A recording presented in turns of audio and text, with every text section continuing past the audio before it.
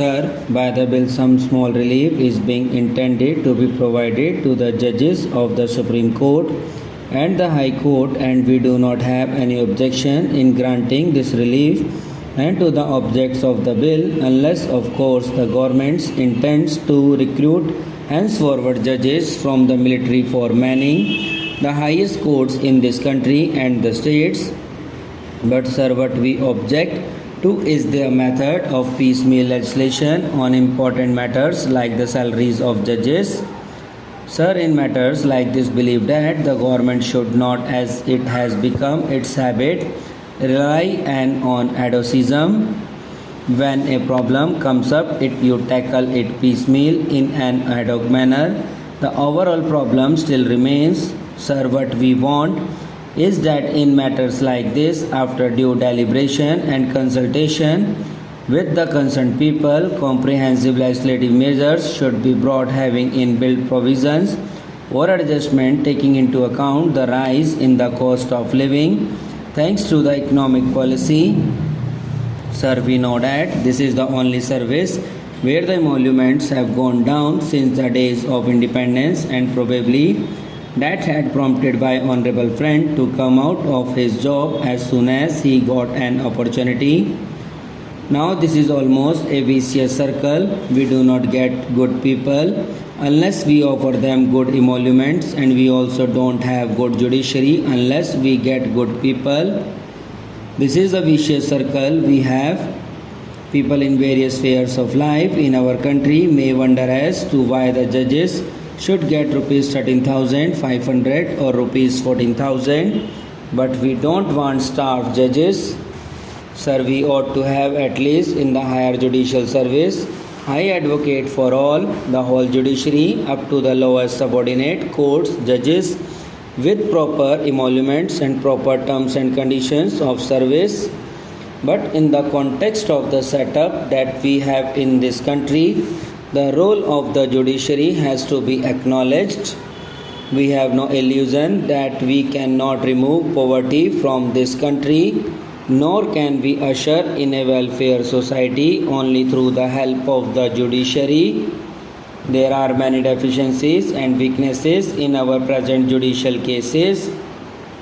Sir, we feel that we must have strong and independent judiciary because in the context of authoritarian and draconian laws in this country having a field day, judiciary apart from the people movement according to us provide a basin against such attacks. That is why we want an independent and fearless judiciary to meet the challenges of an executive which is always seeking to get more and more power, draconian power for the matter. We have no doubt that in the days to come, when incompetence, the inefficiency and the malfunctioning of this government are more and more exposed, there will be greater and greater risk of more and more draconian and dictatorial powers being arrogated by this executive, otherwise they cannot govern. That is why within a few months of the coming into power of this government, we found that black laws have been enacted, completely subverting the very basis of the constitutional setup. In this country, the role of the law is being thrown to the winds. What we find today is that the people are again being made targets of authoritarian powers and laws. In such cases, the people will be forced to take recourse to the judiciary to meet the challenges of the executive.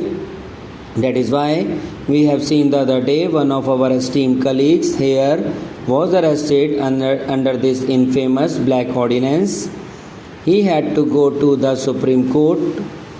When he went to the Supreme Court, his release order was made, but he has taken up the challenge before the Supreme Court and now he has filed a petition. I hope he succeed against this black ordinance. Therefore, although we have no illusion, we cannot afford in this country a weak judiciary or a judiciary which is not able to withstand the other influences which may be brought to bear up on them.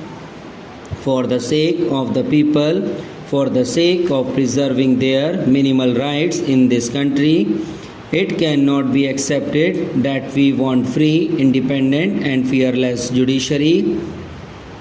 We have seen that it has been not in the too distant past how the voices of the people were muted by various types of laws and how attempts were made to make the judiciary subservient with expectation of commitment. We heard about committed judges, commitment not to the rule of law but to one individual and one party. We have seen that whenever one party comes to power, there is not only erosion of the people's rights, but there are always serious dangers of losing the same also. Therefore, although we have no illusion, we cannot afford in this country. Sir, by the bill, some small relief is being intended to be provided to the judges of the Supreme Court and the High Court, and we do not have any objection in granting this relief and to the objects of the bill, unless, of course, the government intends to recruit henceforward judges from the military for manning the highest courts in this country and the states. But, sir, what we object to is their method of piecemeal legislation on important matters like the salaries of judges.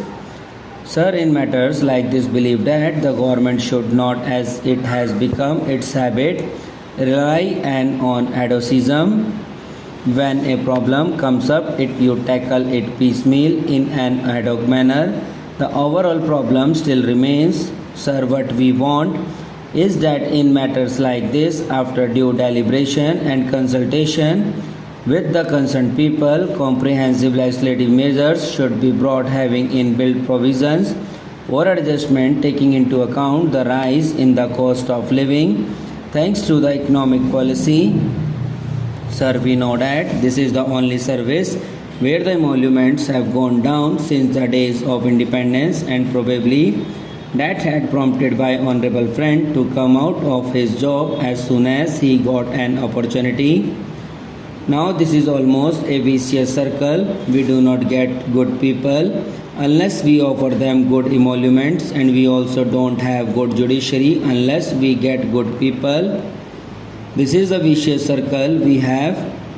People in various spheres of life in our country may wonder as to why the judges should get rupees 13,500 or rupees 14,000, but we don't want starved judges. Sir, we ought to have at least in the higher judicial service.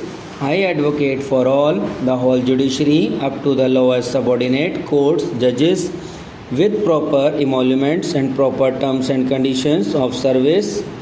But in the context of the setup that we have in this country, the role of the judiciary has to be acknowledged. We have no illusion that we cannot remove poverty from this country, nor can we usher in a welfare society only through the help of the judiciary. There are many deficiencies and weaknesses in our present judicial cases. Sir, we feel that we must have strong and independent judiciary because in the context of authoritarian and draconian laws in this country having a field day, judiciary apart from the people movement, according to us, provide a basin against such attacks. Subscribe now and press the bell icon. Never miss an update.